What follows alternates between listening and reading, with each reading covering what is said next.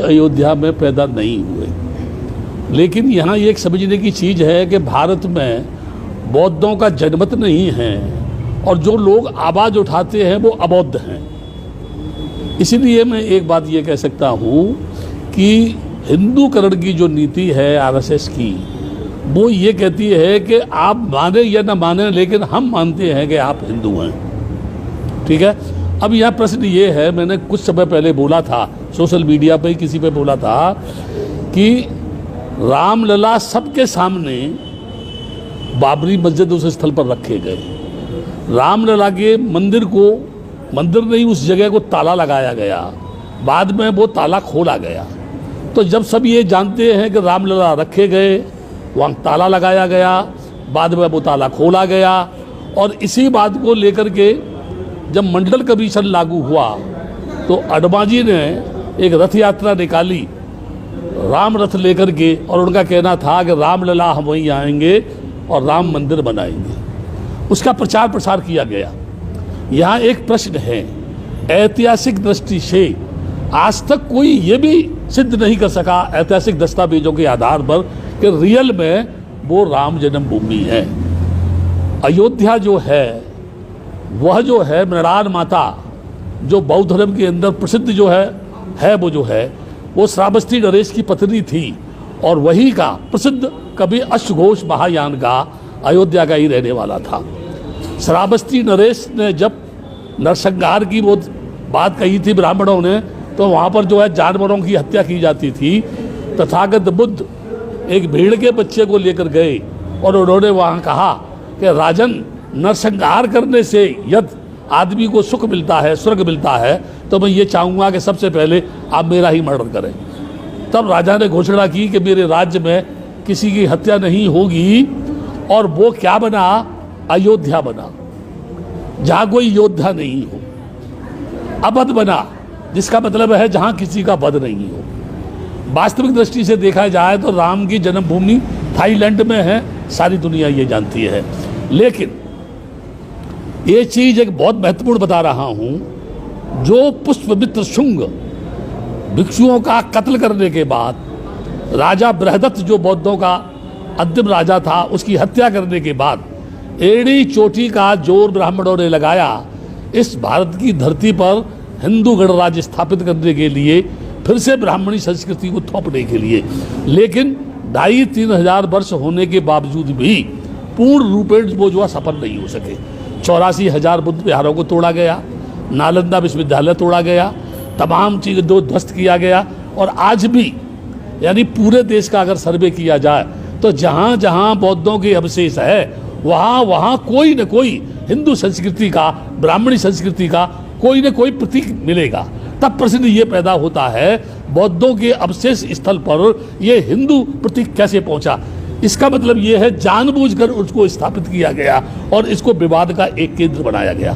मैं एग्जाम्पल देता हूँ, भद्रावती की लेनी हो, बुद्ध लेनी, वहाँ बताते हैं 5 पांडव हैं। नासिक में जाएंगे जहाँ वो बुद्ध लेनी है, वहाँ बताते हैं ये पांडव लेनी है। बुद्ध के आगे महाबोधि विहार में जाएंगे, जब टेम्पल में घुसेंगे तो लेफ्ट साइड में भगवान बुद्ध की 5 मूर्तियाँ हैं, कहते हैं ये 5 पांडव हैं। मेरी समझ में ये नहीं आता कि भद्रावती हो, नासिक हो या बोध गया हो, हर जगह 5 पांडव गए थे जो है, जिनके वहाँ अवशेष मौजूद मिलते हैं।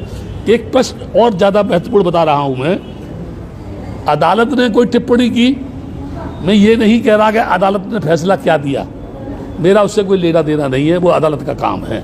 लेकिन मैं स्वतंत्र भारत की धरती पर रहता हूँ, मुझे मेरी बात कहने का हक है, और वो हक ये है कि जिन अदालतों के जजों ने ये कहा था कि यहाँ फैसले भावनाओं पर नहीं दस्तावेजों के आधार पर होता है, और वही वो फैसला भावनाओं के आधार पर हुआ, ये मेरी समझ में नहीं आ रहा है।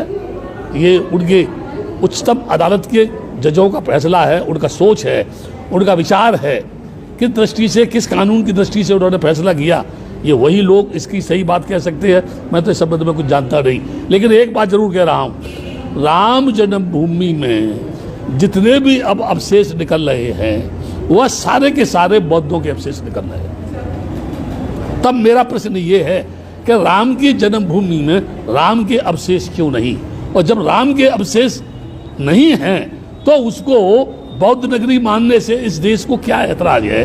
बल्कि मैं ये कहूँगा कि जो प्रधानमंत्री विदेशों में जाकर ये कहता है मैं बुद्ध भूमि से आया हूँ, मैंने तुमको बुद्ध दिया है, मैं उस प्रधानमंत्री से जानना चाहता हूँ कि वह प्रधानमंत्री इस भारत की बुद्ध भूमि को राम जन्मभूमि किस आधार पर बनाना चाहता है या राम का मंदिर किस आधार पर बनाना चाहता है। ये एक प्रश्न, विचारणीय प्रश्न है। ये पूरे देश में लॉकडाउन है, मंदिर बंद है, मस्जिद बंद है, गिरजा बंद है, गुरुद्वारे बंद है, सब जगह ताला लगा हुआ है। यानी भगवान के मंदिर में भी ताला लगा है और हमारे देश के 33 करोड़ देवता, इस सृष्टि का मालिक भगवान स्वयंभू जो है चुप है, मौन है। तो मैं समझता हूँ कोरोना वायरस से कहीं वो भी भयभीत तो नहीं है।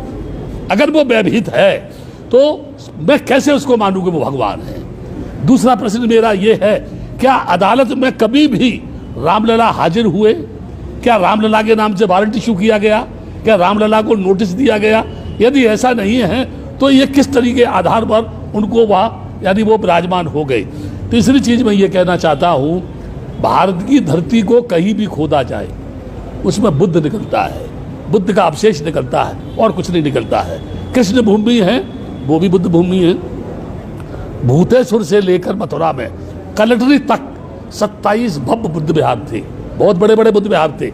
आज खोदा जाए तो वहाँ बुद्ध विहार निकलेगी।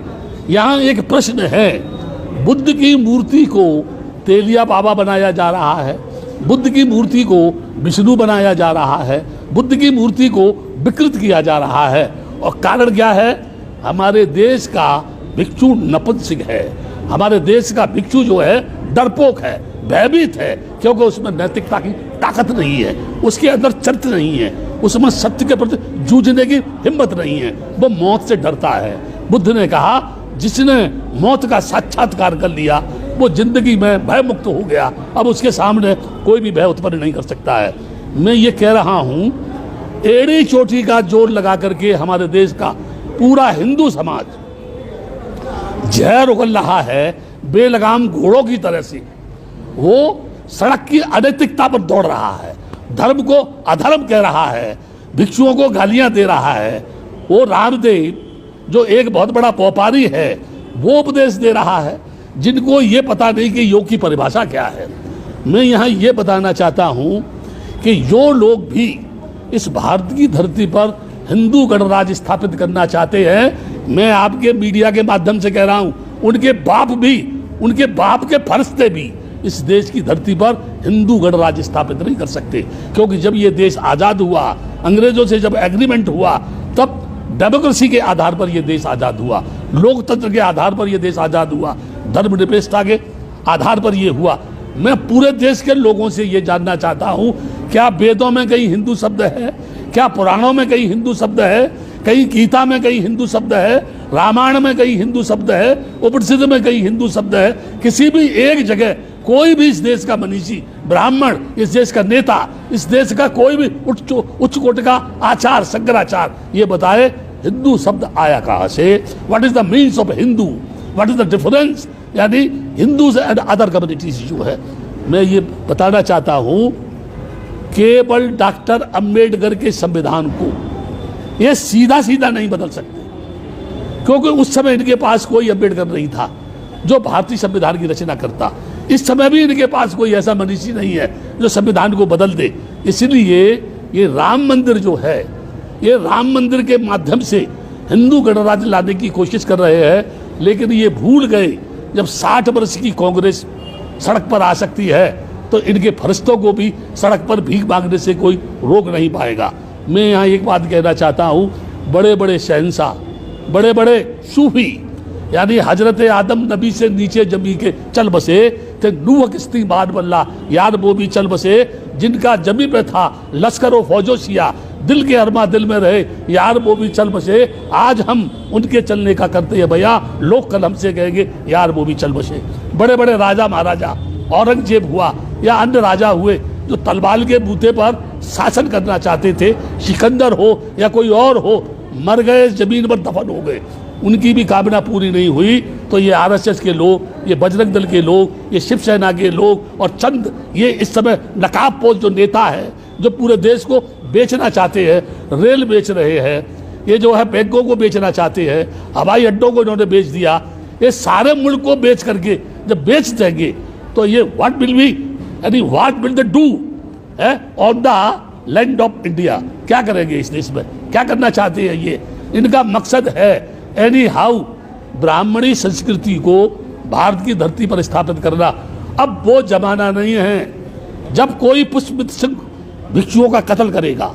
डॉक्टर अंबेडकर ने बुद्धिज्म को स्वीकार करके एक ऐसी यानी शैली, ऐसी फिलॉसफी, ऐसी भाषा, ऐसी वाणी, ऐसा दर्शन लोगों को बीच में दे दिया है। ज्यों ज्यों लोग डॉक्टर अंबेडकर को पढ़ेंगे त्यों त्यों इस देश में बगावत करने वाले लोगों की संख्या बढ़ेगी। सच को कहना अगर देशद्रोही की श्रेणी में आता है, ब्राह्मणवाद की सच बात कहना अगर देशद्रोही की श्रेणी में आता है, तो मैं देश के लोगों से कहूँगा मुझे किसी भी चौराहे पर खड़ा करके फांसी लगा दो, मुझे कोई आपत्ति नहीं है, लेकिन मेरे मरने के बाद भी मेरी जिस्म का एक एक कण ये बोलेगा ये बुद्ध भूमि है, ये बुद्ध भूमि है, ये बुद्ध भूमि है, ये राम जन्म भूमि नहीं है। अगर कोई ये कहता है कि राम जन्म भूमि है तो मुझे बताए राम का जन्म कैसे हुआ, वो कौन थे जिन्होंने चावल दिए थे, उन रानियों के संतान किससे पैदा हुई, मुझे लोग ये बताएं क्या गोबर से गोरखनाथ होते हैं, क्या मकड़ी के पेट से मकरध्वज होते हैं, क्या यहाँ यानी घास से आदमी पैदा होता है। अगर पहले होता था तो इस सदी में कहीं ना कहीं तो गोबर से कोई बच्चा पैदा होना चाहिए, कहीं ना कहीं मकड़ी के पेट में से तो कोई पैदा होना चाहिए। ये झूठे, ये बेईमान, ये बदमाश, ये गुंडे, ये लफंगे इस देश की नैतिकता का